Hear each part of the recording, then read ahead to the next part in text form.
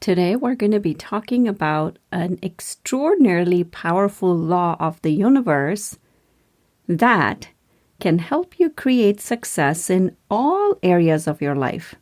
Yes, it's that powerful. When you can follow this law, you can create success in pretty much any area of your life that you want. So stay tuned. Hello, visionaries. Welcome to Create Your Vibrant Life podcast, where you can create the life you desire by tapping into your inner wisdom. I'm your host, Padma Ali. I'm widely known in the field of psychology to create long-lasting transformation. And now, I'm here to help you create the life you desire using a combination of neuropsychology and ancient healing practices.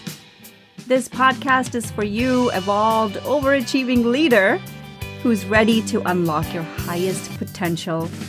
I'm here to guide you through a process of self-discovery to be the creator of your destiny. And you can do all of that by just taking aligned actions, tapping into the power of your brain, your inner wisdom, and ancient practices. So stay tuned, folks. I am so delighted you are here. Welcome to episode number 64 of the Create Your Vibrant Life podcast. This is your host, Padma Ali.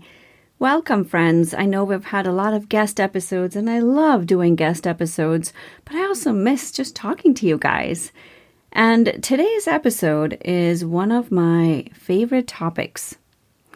And this one law that we're going to be talking about, the universal law, was life-changing for me in many ways, and I'm going to share a little bit about that. And I know this is going to be life-changing for you as well. So I invite you to really stay fully present with this. What we're going to be talking about is the Law of Reciprocity. It's one of the most powerful laws that's out there. Because think about it. When someone does something nice to you or nice for you, there is almost a deep urge, like a psychological urge and a desire to do something back in return. And I'm going to tie it all together about how this can create success in your life. But for right now, I invite you to just stay tuned with what I'm sharing, because this is extraordinarily powerful. Not only with what you do for others, but how you apply this law for your own self. And we're going to be talking about that. And I bet you've never heard it this way. What gave me the idea for this episode is one morning I dropped my daughter off at school and I came back. It was trash and recycle day in my neighborhood.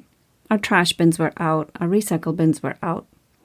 And this guy was riding his bicycle, not motorcycle, bicycle. And he was going through all the recycle bins. And, I pulled into my driveway. I saw him.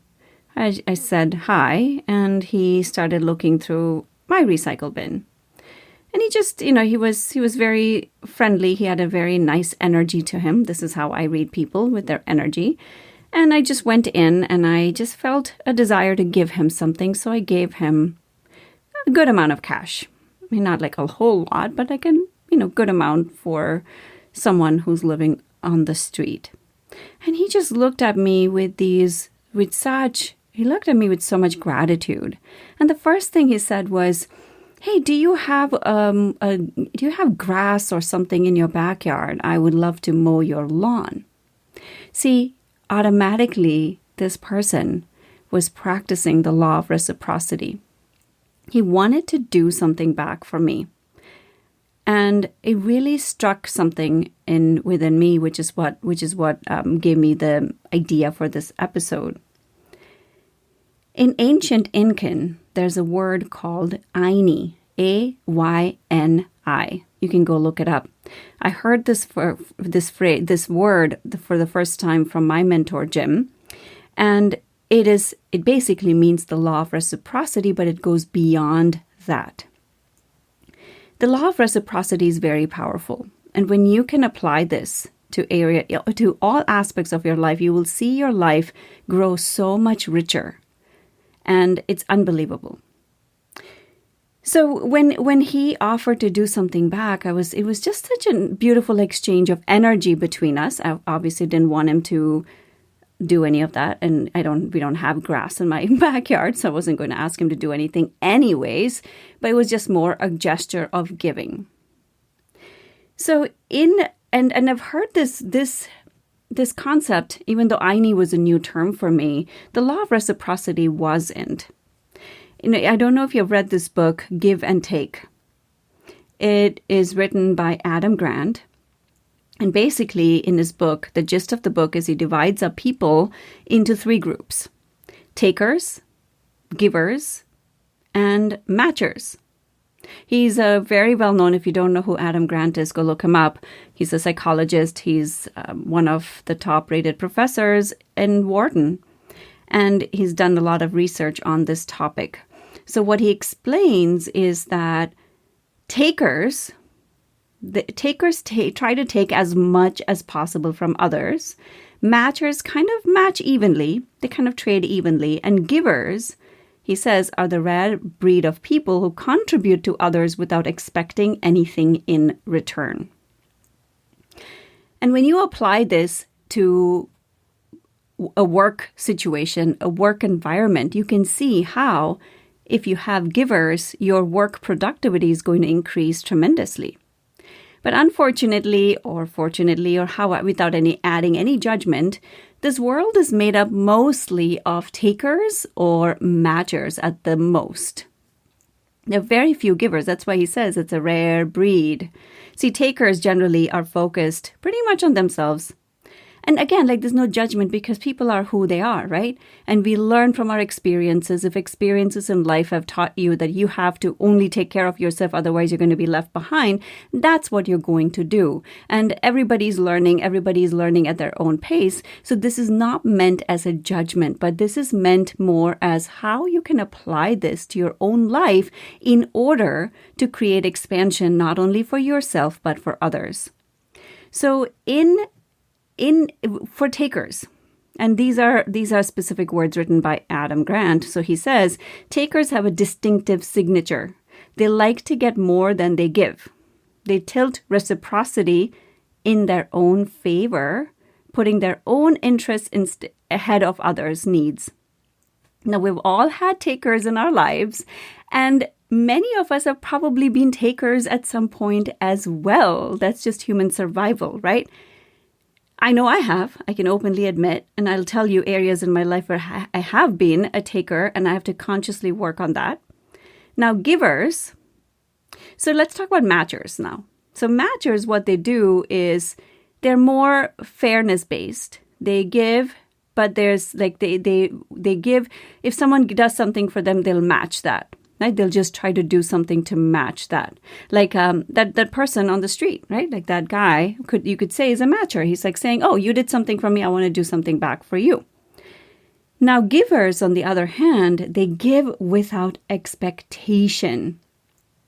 And especially in the workplace, they are very rare to find because what they do is they tilt reciprocity in the other direction, preferring more to give than they get. So givers are generally paying more attention to other people. Now, I want you to take all these concepts just to take note of it, and we're going to apply it into your own life. And I'm also going to add a specific thing about how you can use this for your own personal life first, for you as a person, before you even think about other people, which I'm going to cover in a few minutes. But my question to you is, are you a giver, a matcher, or a taker? Now, no shame, no judgment, because this is really vital that you start to just process this. Because in my relationships, I've generally tend to be a giver. But here's the truth I had to swallow when I really did a very honest inventory of my life. So I am more of a taker or maybe a matcher when it comes to my relationship with my spouse, with my husband. who we've been together for like 22 some years. I lost count at this point, but I'm more of a matcher or probably more of a taker in that relationship. And it was a hard pill to swallow. Not that he has ever said anything to me. This was more my own conclusion. And if I ask him, he'll probably deny it. He'll say, no, that's not true. That's not how he sees me. But this is a self-assessment, right? Because I know what I do. And similarly, you know what you do. And again, this is not like, oh, if I'm a taker, there's something bad. It's more, how can you apply this? Because this is a formula for success. So look at it. Are you a giver, taker, or a matcher? And when it comes to relationships, so in the past, when I've looked at relationships from my past, right, like from when I was a kid and in my teen years and my young 20s, young adult years, when I look at that, most people would tell me, oh my God, like you're such a giver, you give so much. Now, when I look back, here's the caveat, right? I did give. I gave a lot. I gave a lot to the point of exhaustion. I gave to the point of not receiving anything back, but I would keep giving. Why? Unconsciously, I was looking to receive love or be liked. Now, that is not giving, because when you give without expectations. What I did with that person on the street is a giving without expectations. I wouldn't have cared if he said thank you. I wouldn't have cared if he didn't do anything. This was something I wanted to do, so I did it. So it's really important to look at this. Are you giving to receive acknowledgement? Are you giving because you would like to be liked? Or is it going to make people say, oh my God, like she's so amazing. She's so amazing. Because guess what, right? If the world is mostly made up of takers or matchers, they're going to love givers. And I say this often to my clients too. If you are the person who's doing laundry in your house every single time, and you fold all the clothes and you put things away, do you think anybody else in your family is going to do anything? The answer is no, because it's done. Somebody is doing it. So in general, if there are givers, most likely there'll be takers because they're like, oh, she gives, like, let me take. So apply this to your own workplace. Apply this everywhere. Now, I'm not by any chance also implying you need to be a giver all the time.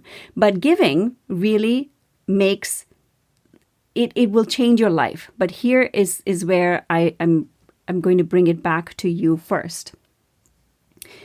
When you give without receiving, like how I did, right? How I used to do, because I would just give and give and give. And I would be very uncomfortable receiving. Or for instance, if someone would say, oh, let me buy you coffee, let me take you out to lunch, I would feel the desire to do something right back immediately. It almost was like uncomfortable receiving. Now, when we do that, we are actually breaking the law of reciprocity. We're breaking the law of Eine.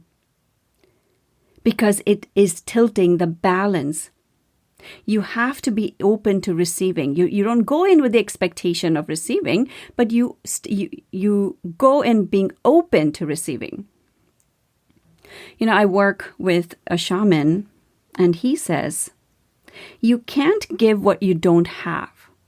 And that's exactly it. If you keep giving and giving and giving and giving, and there's nothing that's filling up your cup back, what happens? You have nothing more to give. So when you give with an open heart and you truly just give without any expectations, that is when the magic happens. Otherwise, you're actually out of integrity with the law. And this is really important. I'm inviting you to let this sink in, because the first place where you apply this is to yourself. Are you giving because you want to give? Or are you giving because in the hopes that it may be reciprocated? Are you giving because you want to be liked? Are you giving because you want to be loved? Because that's what it was with my relationship with my husband. For the longest time, I would give because I, in some ways, wanted something back. Maybe it is recognition. Maybe it's like him saying, oh my God, thank you so much for doing this. Whatever it was. I don't remember exactly, but it was part of that process was like, wow, bringing awareness to why was I giving? And if you give without being open to receiving, or you're giving because you want to get something back, you're really not treating yourself well, and therefore it's violating the law. So does this make sense? Does this resonate with you? And I'm going to apply it. We're going to tie it all back together of how it can create success in your life, okay? Especially in your work life, because I know a lot of you listeners are here to create expansion for your own life, and you want to contribute really well to life and society and your workplace and all of that. So I'm going to tie it all back together. But for right now, I'm really inviting you to let this sink in. I wonder if you noticed that the law of it says the law of reciprocity, which means there's an exchange. There's an exchange of energy. And so if you're not receiving something back, then you are literally creating a kink in that place. See, for instance, like with my work.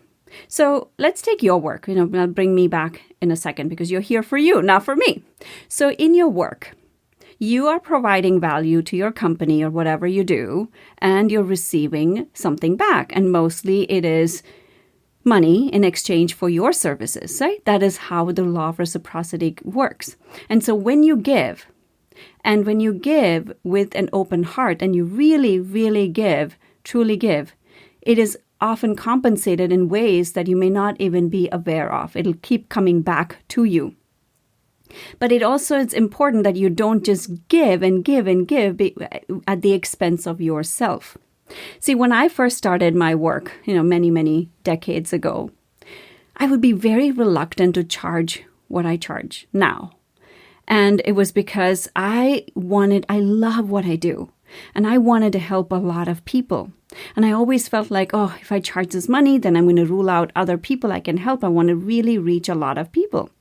But what would happen is if I'm not taking care of myself in the process. And my work, at this point, the work that I do, it requires a lot of energy from my side, which is why I now work with very few people in my one-on-one work. And I charge pretty high because this work is so sacred, and it requires a lot of energy from my side. And I only have so much energy to give. So I know my limits, and so I take on very few people. Now, there was once a client of mine who didn't pay, and he didn't pay a bunch of. He paid for some time, and then he stopped paying, and it was my responsibility. No one is to blame, right? Like, it's my responsibility to be on top of it, and I made excuses. This was many, many years ago, and I made excuses, and I let it go, and then we stopped working together. And the bottom line is, when someone doesn't do that exchange, right? It doesn't hurt me. It doesn't hurt me at all because I know that the law of reciprocity will bring it back to me. Maybe not from this person, but from someone else. It always comes back. And I know when I work with my clients, I give a lot. I give tons of value, and you can ask any of my clients, I give a lot. And I know it'll always be compensated for. But the law, it's a law, right? It's a law of the universe. And so it doesn't hurt me, but the universe will find its way of balancing that out. And so even though I have no idea what's happened to that client, that was what our agreement was. And if he has violated it, the universe is going to take care of it. And why am I sharing all this with you? This is for you to be aware of, have you been taking without giving? And if you are, be very open with your own self. Be very honest with your own self. Take an inventory of your life. How are you doing this? Because it's not going to hurt the other person. It's going to hurt you. And that is where you want to pay attention to that. So now I'm very, very, very consciously aware of when I'm giving. Do I have any agenda? Oh my God, I can't even speak. Do I have any agenda oh my God, I'm losing my train of thought. Do I have an agenda for giving, or am I giving because I want to give? And am I giving with my cup empty? Is my bucket empty? Because if my bucket is empty, guess what, people? It is going to kink that law. And so it's vital because when you do that, right, like then the energy exchange stops. Am I going to be available for the other clients? Am I going to be available for my family? Absolutely not, right? So you always want to first be aware of what is the energy behind you giving, if you're a giver, and are you getting your cup filled? See, the way my cup gets filled, especially when I work with my clients, obviously one aspect is monetary. And the other aspect is because I see expansion. I see that they are growing and creating massive changes in their life and the ripple effect of that. I watch that, I notice that, and it's allowing me to do my dharma, my purpose in this lifetime. So all of this is how this exchange of energy happens. So I feel very, very complete and fulfilled. The times when I have given to the point of exhaustion is where I have to really take a step back and see, is this working for me or is this not? So I am really going to invite you to sit with this. Because your first responsibility is to yourself. I know in some ways it might seem like I'm contradicting myself when I'm saying give, right? You be a giver more than a taker or a matcher. But you have a responsibility to your own well-being. So this is where discerning, are you drawing boundaries? Are you asking for what your true value is? If you're working at a company, are you valuing yourself? Because these are the places where it starts. So now let's apply it to work, relationships, and see how it can really create success in your life. So at work, say you are more of a matcher. Just think about it. Think about, has there been a time in your life where you're like, someone does something, you do something back, and then that's it. But think about a time in your life where someone has gone above and beyond for you. Do you remember that person? I bet you do, right? And that's the impression you're going to leave. When you can go above and beyond because you value yourself and you value what you're providing, it is absolutely going to be rewarded in some point, in some way or the other. Now, you have to also value yourself enough to show that. Right? But because if you're doing it because I have to prove something or I'm good and I'm so amazing, look at me, it's going to backfire. So, obviously you're the only person who knows how you work and what your true value is. Apply this. Apply this in your work. See how it makes a difference. Go above and beyond. And value yourself more than anything. Value who you are and notice how big a difference that makes. Now, in your relationship with your spouse, with your kids, notice, are you a giver, taker, or a matcher? And most women that I know tend to be more givers because they feel like it's their role, it's their job, and it's what they're supposed to do. And notice that. Is your cup fulfilled? Are you feeling annoyed and frustrated? If you're feeling overworked and overwhelmed, then you know that the balance has been tilted. So where in your life do you need to take an inventory of to see what is in imbalance? Where is this law of reciprocity towards your own self in imbalance? And it's eye-opening when you can look at it from that place. And similarly with your relationships, with your spouse or with your children, notice. Are you exhausted at the end of the day? Do you have enough energy for yourself? Do you have enough energy for your partner? Do you have energy for your kids at the end of the day? Or if you are overexhausted, that means, again, it's an imbalance. So what needs to happen to create more of that balance? And again, this may sound like a contradiction. It isn't. You have to be able to look at yourself first. If you are not taking care of yourself and taking care of your needs and advocating for it, then you will have nothing more to give. Nothing. So sometimes it might feel like you're being you're being selfish in quotes, in air quotes. But are you? Or are you applying this law to yourself? I'm just inviting you to ponder upon that. So, the biggest takeaway for you with the law of reciprocity, INI, is apply to yourself first. Are you taking care of you? Are you in a state of well-being and at peace? Because that's the highest state to live from.